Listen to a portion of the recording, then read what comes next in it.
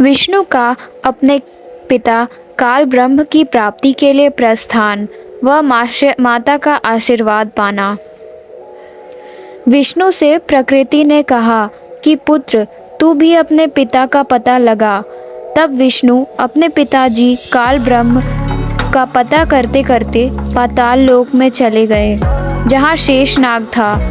उसने विष्णु से को अपनी सीमा में प्रविष्ट होते देखकर क्रोधित कर जहर भरा फुकारा मारा। उसके विष के प्रभाव से विष्णु जी का रंग सांवला हो गया, जैसे स्प्रे पेंट हो जाता है। तब विष्णु ने चाहा कि इस नाग को मजा चखाया जाए। तब ज्योति निरंजन काल ने देखा कि अब विष्णु को शांत करना चाहिए। तब आकाशवाणी हुई कि विष्णु, अब तू अपने माता जी के पास जा और सत्य सारा विवरण बता देना, तथा जो कष्ट आपको शेषनाग से हुआ इसका प्रतिशोध द्वापर युग में लेना। द्वापर युग में आप विष्णु तो कृष्ण अवतार धारण करोगे और कालीदह में कालिंद्री नामक नाग शेषनाग का अवतार होगा। तब विष्णु जी माता जी के पास आए तथा सत्य सत्य कह दिया कि मुझे पिता के दर्शन नहीं हुए। इस बात से माता प्रकृति बहुत खुश हुई, प्रसन्न हुई और कहा कि पुत्र सत्यवादी है। अब मैं अपनी शक्ति से तेरे पिता से मिलाती हूँ तथा तेरे मन का संशय खत्म करती हूँ। इस प्रकार माता अष्टांगी प्रकृति ने विष्णु से कहा कि मन ही जग का कर्ता, यही ज्योति निरंजन है। ध्यान में जो 1000 ज्योतियाँ नजर आती हैं, वही उसके रूप हैं। जो शंख घंटा आदि का बाजा सुना, यह महास्वर्ग में निरंजन का ही बजा रहा है। तब माता अष्टांगी प्रकृति ने कहा कि हे पुत्र, तुम सब देवों के सरताज होगे और तेरी हर कामना व कार्य मैं पूर्ण करूंगी। तेरी पूजा सर्व जग में होगी। आपने मुझे सच सच बताया है। काल के 21 ब्रह्मांडों के प्राणियों की विशेष आदत है कि अपनी व्यर्थ महिमा बनाता है।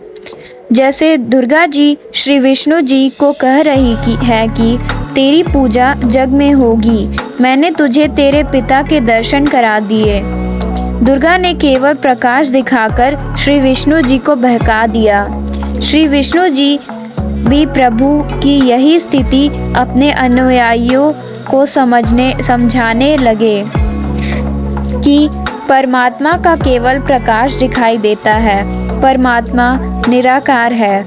इसके बाद आदि भवानी रुद्र महेश जी के पास गई तथा कही कि महेश, तू भी कर ले अपने पिता की खोज। तेरे दोनों भाइयों को तो तुम्हारे पिता के दर्शन नहीं हुए। उनको जो देना था वह प्रदान कर दिया। अब आप मांगो जो मांगना है। तब महेश ने कहा कि हे जननी, मेरे दोनों बड़े भाइयों को पिता के दर्शन नहीं हुए, फिर प्रयत्न करना व्यर्थ है। कृपा मुझे ऐसा वर दो कि मैं अमर मृत्युंजय हो जाऊं। तब माता ने कहा कि यह मैं नहीं कर सकती। हाँ, युक्ति बता सकती हूँ जिससे तेरी आयु सबसे लंबी बनी रहेगी। विधि योग समाधि है,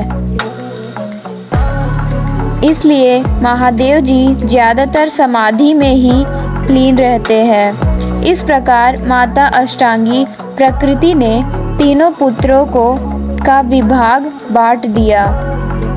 भगवान ब्रह्मा जी को काल लोक में 184 के चोले शरीर रचने बनाने के का अर्थात रजोगुण प्रभावित करके संतान उत्पत्ति के लिए विवश करके जीव उत्पत्ति कराने का विभाग प्रदान किया।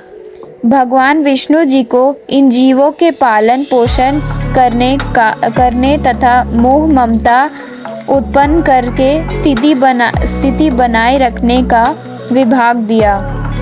भगवान शिव शंकर को संहार करने का विभाग प्रदान किया, क्योंकि इनके पिता निरंजन को 1 लाख मानव शरीरधारी जीव प्रतिदिन खाने पड़ते हैं। धन्यवाद।